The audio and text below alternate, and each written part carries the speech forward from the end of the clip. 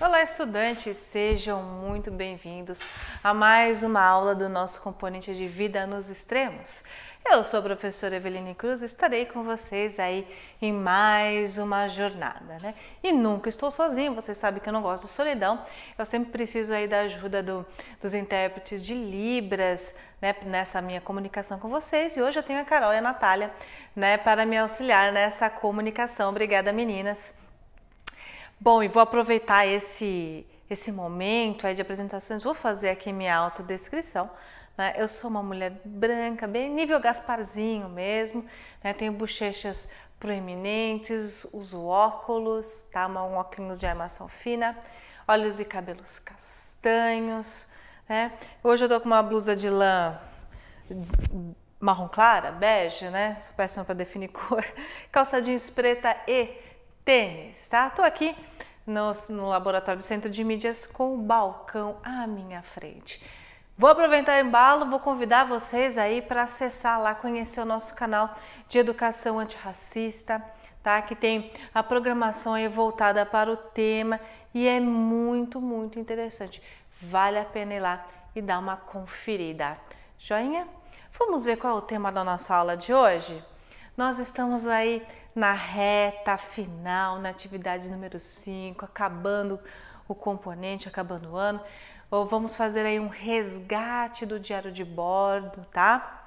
Do nosso aprofundamento de ciência em ação, da unidade curricular Projeto de Vida ao Extremo, do componente Vida nos Extremos, tá? Qual é o objetivo da aula de hoje? Vamos fazer um sobrevoo dos temas abordados no componente durante o semestre, ou seja, eu só vou comentar, né, alguns dos principais temas que nós vimos aí no decorrer do semestre. E o material, né, eu sempre deixo disponível lá no repositório caso que vocês queiram acessar novamente. Aí vocês peguem o diário de bordo de vocês para conferir, né, se o que eu coloquei, se o que eu destaquei aqui na aula de hoje bate com o que vocês anotaram aí durante os estudos de vocês, certo? Na tela aí estão presentes os eixos estruturantes, né, do nosso componente. Primeiro é a investigação científica, representado pela lupa, lâmpada que representa os processos criativos, né, o empreendedorismo representado pelo aviãozinho de papel e a mediação e intervenção sociocultural representado pelo balãozinho com 3 pontinhos ao centro. Estão aí as habilidades, né, contempladas na aula de hoje, são muitas porque eu resgatei aí todos os temas, né, os principais temas que nós vimos no primeiro semestre. Então são muitas habilidades, no segundo semestre, desculpa, são realmente muitas habilidades, né? E o nosso componente ele é norteado pelo mapa, né? Material de apoio ao planejamento e práticas de aprofundamento da segunda série do ensino médio. Joia? Como eu já mencionei, pegue o seu diário de bordo, vamos bater, vamos conferir ali o que eu destaquei, né? E o que vocês acharam de interessante, o que vocês destacaram e anotaram no decorrer das aulas. Vamos resgatar tudo isso daí, certo? Começar, né, por uma informação trivial e super importante, né? Qual é o formato do nosso planeta Terra? Né? Chuta! Já deu uma dica, né? Estamos em ambiente de tempos de Copa do Mundo, chuta, já sabe que nosso planetinha é redondo, né? Mas o nome mais específico do formato do nosso planeta é o geóide, tá? Terra esférica, né? Que é a teoria, né?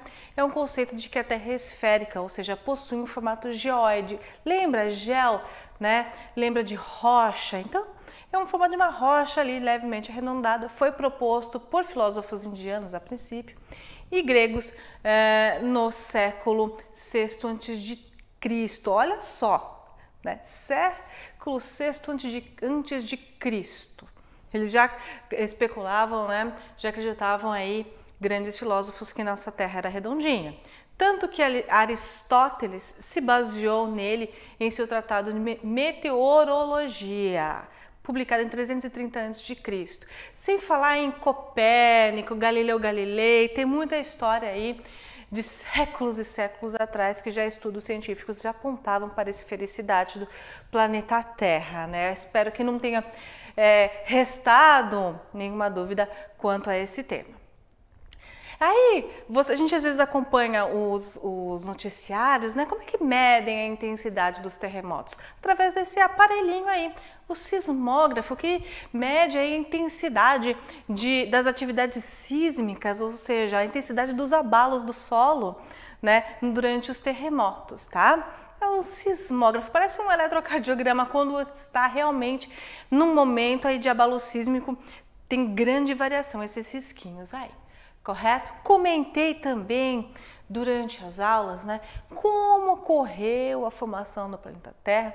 Essa imagem é o que mais próximo nós temos, né, de como era a Terra ali nos seus primórdios, a Terra primitiva, da idade geológica das trevas, ou seja, logo no princípio da sua formação, né? Lembrando que a Terra aí tem por volta de 4,5 bilhão de anos, gente, é com B mesmo, bilhão de anos, e era muitíssimo diferente do que é hoje, né? Não tinha atmosfera, a atmosfera era bastante tóxica, não tinha água líquida, né? Era um amontoado de rocha muito quente, certo? Comentei também, né? Nós vimos aí como se formou a nossa Lua, vocês lembram, né? Que logo ali no princípio, nos primórdios da formação do planeta Terra, um outro corpo celeste quase o tamanho do nosso planeta, né? Corpo celeste um pouco menor, chamado Terra, veio em direção à Terra e se chocou. Lembra? Nesse choque soltou-se muita poeira, muitos detritos, né? Que por gravidade acabou se aglomerando e formando a nossa Lua, que sempre exerceu e ainda exerce uma influência muito importante aí no nosso planeta, né? Aí avançando no tempo, né? Milhões e bilhões de anos depois, nós comentamos sobre os estromatólitos, né, que a gente chama até de fósseis vivos. Essa é uma fotografia que, se eu não me engano, foi tirada no território australiano, né, que eram o quê? Né, aglomerados ali de bactérias, né, fotossintetizantes que foram responsáveis por colonizar a água, né, e posteriormente a atmosfera com muito oxigênio. Só que assim, durante a formação do planeta Terra foram milhares e milhões de anos que só tinha isso, né? Bactérias e estromatólitos produzindo oxigênio, né? Nós aí detalhamos passo a passo, né? Como se desenvolveu, né? Como nasceu e se desenvolveu aí o nosso planeta, né? Desde os primórdios, quando não havia atmosfera, nós vimos aí questões do início dos primeiros organismos vivos, a evolução desses organismos, né, na fauna de Ediacara, no período pré-cambriano, né? Nós vimos as diversas vezes aí que o planeta Terra ocorreram ali modificações, que ocorreram extinções em massa, inclusive a extinção aí dos dinossauros no período Cretáceo, né? Chegamos aí à época atual e especulamos o que poderia acontecer no futuro, né? Tudo que tem um início tem um fim. Realmente vai chegar um dia que a vida útil do planeta vai acabar, ou pela extinção da sua estrela, que é o Sol, mas vai demorar, né? Nós vimos que vai demorar alguns bilhões de anos, né? Para o Sol entrar em colapso, mas o planeta Terra também, ali devido à sua atividade nuclear, do núcleo, né? Tende um dia a findar, a acabar, né? E o que faremos? Arrumaremos a mala rumo a Marte ou algum outro planetinha? Teremos tecnologia para isso? Nós discutimos muito isso no decorrer das aulas, né? Nós falamos sobre a importância dos registros fósseis para nós entendermos como ocorreu a evolução e grandes eventos que envolveram aí os seres vivos. Eu coloquei a foto de um pequeno roedor para representar ali os primeiros mamíferos que surgiram ainda no tempo que existiram os dinossauros. Mas esses mamíferos, como eu disse, eram pequenos, viviam meio escondidos, né? Numa terra de gigantes ferozes, que eram os dinossauros, eles se alimentavam com qualquer coisa, tal, foram sobrevivendo. E quando houve ali a extinção desses grandes animais, desses dinossauros, extinção em massa, a maior parte dos organismos terrestres e até mesmo marinhos se extinguiram nesse período, né? Sobrou um espaço grande, uma grande lacuna evolutiva que esses pequenos animais souberam aproveitar. né? Eles se esconderam, sobreviveram e acabaram se diversificando em todos os mamíferos, né? Que nós conhecemos hoje, né? Inclusive nós, tá? E quem é o responsável por todo esse estudo e essa teoria de como os organismos evoluíram, se desenvolveram, né? É o nosso amiguinho velho conhecido, o Sr. Charles Robert Darwin, né? Que escreveu o seu livro A Origem das Espécies em 1859, né? Que ele comentava que a evolução é um processo no qual os seres vivos sofrem mudanças no decorrer do tempo, surgindo frequentemente novas espécies. E o que influencia essas mudanças? O ambiente em que esse organismo está, em que esse ser vivo está. Então, o ambiente influencia diretamente na evolução, né, e no desenvolvimento desses organismos. E ele chegou a essa conclusão por passe de mágica? Tive uma visão. Óbvio que não, né? Ele fez ali uma grande viagem pelo mundo, inclusive passando pelo continente americano, né? Pelas Ilhas Galápagos ali no Pacífico, reunindo muito material, estudando e comparando diversos organismos, né, que ele encontrou pelo caminho, levou muito material para a Inglaterra para ele terminar os estudos dele, trocou ideia com diversos cientistas da época, né? Para ele levou muito tempo realmente para ele publicar esse livro, A Origem das Espécies. Então foi muito trabalho, foi muito desenvolvimento para chegar a essa conclusão. Não foi por mágica. E aí tá, eu mostro para vocês o percurso que foi feito pelo navio que ele estava, né? O Beagle, né? Que era o nome do naviozinho habitado, né? Ocupado por Darwin nessa sua expedição histórica. Nós falamos também nesse componente sobre organismos extremófilos, né? Condições ambientais em que esses organismos vivem, né? Por exemplo, os extremófilos que vivem em ambientes salinos a gente chama de halófilos, né? Os extremófilos que vivem em temperatura elevada, ou seja, muito calor, eles são termófilos ou hipertermófilos, né? Ou gostam de frio, temperaturas muito baixas, psicrófilos, né? Olha que nome simpático, você não sabe o nome para dar para um filhinho, né? Adaptação de pH, né? Diferentes tipos de pH. Ou eles são os acidófilos ou alcalófilos. E por último, adaptação a altos níveis de radiação. São radioresistentes, né? Geralmente, que tipo de organismos são esses? Dependendo do ambiente, os mais variados, né? Geralmente, árqueas, né? Elas têm uma tolerância a altas temperaturas, ou pH, né? Árqueas, tal, ou bactérias que têm a tolerância a pH. Existem organismos, né, mais complexos, vamos dizer assim, que têm tolerância ao alto frio. O urso polar, que eu usei muito como exemplo, a gente também comenta, ele é um organismo extremófilo. O próprio pinguim. Pinguim é uma ave, né? E vive no continente antártico. Ele nada, ele pesca, né? E é uma ave. Tá? Então ele está plenamente adaptado àquele ambiente. No entanto, nós temos plantas plenamente adaptadas a ambientes extremamente secos, como cactos, né? Essas plantas elas conseguem aí armazenar umidade aí no seu caule, no seu organismo. Então tem diversas adaptações. E comentamos também que a gente chama de extremófilos, o organismo que vive em ambiente extremo, de acordo com o nosso ponto de vista, com o ponto de vista de um ser humano, né? Eu não consigo viver numa salina, eu não consigo ficar de bermuda e camiseta no Ártico, né? Eu não consigo sobreviver no calor de 50 graus no deserto. Então, esses organismos já têm adaptações fisiológicas e morfológicas para esses ambientes, tá? E para eles é suave, né? O mais famoso deles, a gente fala aqui que é o tardígrado, eu sempre erro o nome desse bichinho, que até o espaço ele foi, né? E muitos voltaram vivos de lá, expostos à radiação e à gravidade zero, ao vácuo, né? Continuando, falamos aí da árvore filogenética, né? Dos 3 principais domínios, né? Que todos eles têm um ancestral em comum, lá o Luca, né? E acabaram se diferenciando. Nós temos as bactérias, arcas, e ficou ali. Nós ficamos no domínio dos eucariotas, onde estão os animais, as plantas, fungos e protozoários.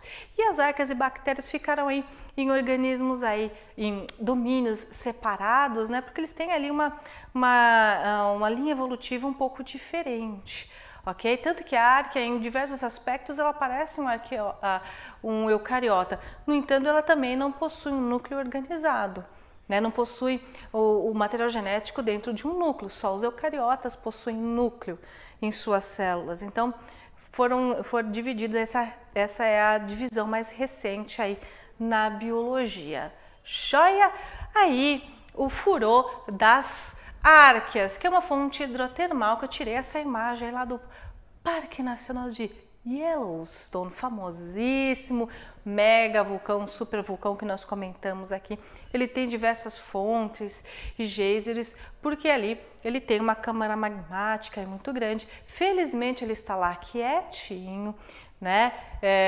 Dificilmente aí na nossa era, segundo os cientistas, né? Dificilmente aí no nosso tempo ele vai entrar numa erupção intensa, ufa, né? Porque existem outros supervulcões no mundo, né? O próprio Mauna Loa, que entrou em erupção agora no Havaí, né? Que é um vulcão extremamente grande. Tem um outro lá perto, na Itália, né? Perto do Vesúvio também, é um supervulcão. Tem o próprio Krakatoa. Então, esses supervulcões, quando eles entram em uma atividade intensa, eles são capazes de alterar aí não só o seu local, né? O seu entorno, mas eles são capazes de alterar o ecossistema de um todo. Se, por exemplo, o Yellowstone entrar em atividade hoje, hipoteticamente entrou, né, dependendo da intensidade da atividade dele, boa parte dos Estados Unidos ali, do território norte-americano, ele pode ser arrasado, né? E essas cinzas podem ser espalhadas aí na atmosfera por vários quilômetros, né? Quando teve um vulcão no Chile que entrou em erupção alguns anos atrás, as cinzas chegaram até o Rio Grande do Sul, né? Então voos foram cancelados, né? Para justamente esses aviões não correrem o perigo aí de sofrer avarias, né? E levar algum tipo de acidente. Continuando, falei do tardígrado, que eu nunca acerto o nome, é um trava-línguas, esse nosso amiguinho aí que está sendo estudado, por que ele sobrevive tanto, né? É um animalzinho que ele pode entrar em dormência, então ele seca, fica quietinho lá, entra em dormência, e quando a situação, o ambiente está mais favorável para ele, ele volta à vida, tá? Então, um animalzinho bem estudado, esse pequeno artrópode. Tá? Falei também dos biomas do mundo, né? Nós vimos aí que dependendo da localização geográfica, né, que esse bioma está localizado, é um tipo de condição climática que vai influenciar, né, os organismos que ali vivem. Se é um ambiente de deserto, como a gente olha ali no norte da África, né? Por exemplo, ou na China, no deserto de Gobi e tal, ou Mojave, né, nos Estados Unidos. Então, os organismos, os pequenos répteis, pequenas aves e toda a fauna e a flora da região, que já é menor, ela tem que ser plenamente adaptada àquele ambiente. Agora, se eu olho para um ambiente tropical, subtropical, com alta pluviosidade, alto índice de chuvas, né, a adaptação desses organismos já é voltado para esse alto índice de chuva. Agora, se eu estou num ambiente ártico e ambiente antártico, esses organismos têm que suportar a baixa temperatura. Inclusive, muitos deles entram em hibernação, como é o caso dos nossos ursos e muitos outros organismos, tá? A gente lembra primeiro do urso, mas tem muitos outros organismos que em regiões frias, em regiões de clima temperado, ele entra ou num processo de hibernação ou num processo de dormência. Répteis, por exemplo, né? Nós vimos aí como se formou, né, qual é a razão das auroras boreal e austral, tá? Aurora boreal na região norte, austral, né, na região sul, no Polo Sul, né? Que é o resultado do impacto de partículas de vento solar com a atmosfera terrestre canalizada pelo campo magnético da Terra. E quem produz ali o campo magnético que protege o nosso planeta, inclusive, da intensidade da radiação solar, né? É o movimento ali do núcleo terrestre, né? Núcleo esse que é composto por ferro e níquel. Quem se lembra, né, da aula que eu dividi lá as partes da Terra, né? Núcleo interno, núcleo externo, manto interno, manto externo e a crosta, tá? tá? Então, por que divide dessa forma? Devido às intensidades, né? As densidades, desculpa, a densidade, né, do tipo de rocha e temperatura que ali está. Correto? Tudo bem até aqui? Tá tudo batendo com o que você anotou no seu diário de bordo, coincidindo ou não? Né? Ah, esqueci de anotar tal coisa, professora. Né? É bom que recordar é viver, né? Comentamos também sobre a deriva continental, tá? Ou seja, né, nem sempre os continentes tiveram a configuração que nós temos hoje, né? Essa última aqui, né? Do tempo presente. Nós já tivemos o Pangeia, que o Pangeia se dividiu entre a Laurásia e o Gondwana. Isso leva milhões de anos, né? Quando os dinossauros se extinguiram há 65 milhões de anos atrás, né? O continente americano, né? A América do Sul e a África estavam se separando. Hoje a distância é bem maior, né? E parou aí? Parou por aí? Não, os continentes continuam se movimentando. E aí o que vai acontecer? Eles podem mudar de latitude, de longitude, mudando assim a configuração dos seus ecossistemas. E esses organismos, eles têm que se adaptar a isso. Por exemplo, o continente antártico, nem sempre ele esteve ali, é um continente rochoso, ele é rocha, por baixo daquela manto de gelo, é rocha. E ele já esteve em outra posição há milhões de anos atrás, que existia vegetação intensa e uma fauna, flora ali característica. A partir do momento que ele foi se movimentando cada vez mais para o sul devido à deriva continental, essa movimentação normal, foi um processo lento que levou milhões de anos para ele estar nessa posição que está hoje. Por isso, esses organismos tiveram tempo para se adaptar, né? É um exemplo clássico, é o pinguim. Né? Ele tem ali as asas, né, modificadas, vamos dizer assim, adaptadas como nadadeiras, né?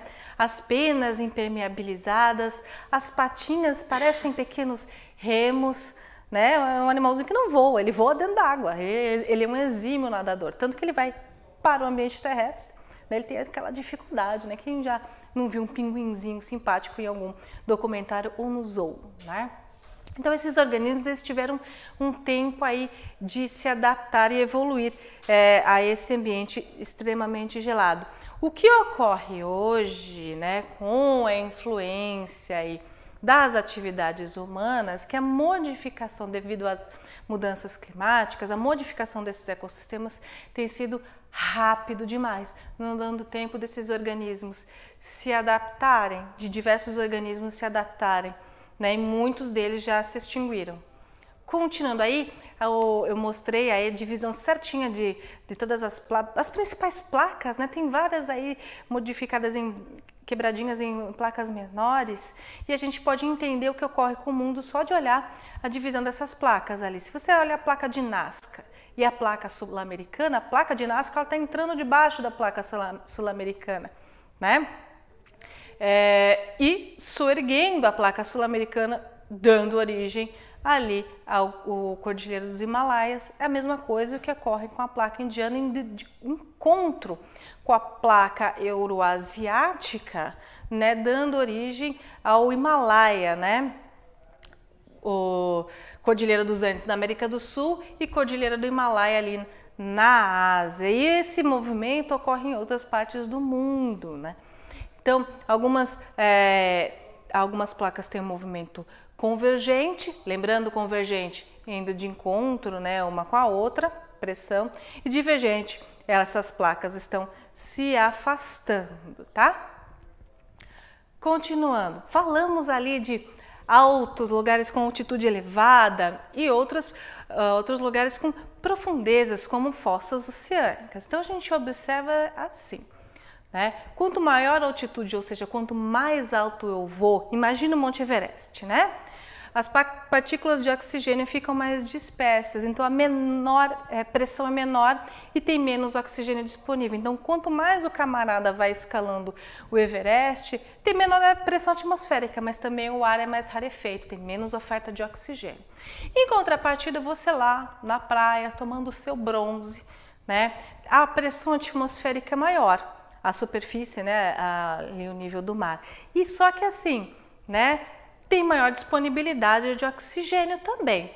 Agora, se você transcende ali o nível do mar e vai dar um mergulho, tibum, né? Então, quanto mais profundo você vai, essa pressão também vai aumentando. E você, ser humano, ser humaninho, não está adaptado a essa alta pressão, mas outros organismos, peixes, crustáceos, estão plenamente adaptados e vivem em fossas oceânicas aí de milhares de quilômetros de profundidade. A Fossa das Marianas é um exemplo, tá?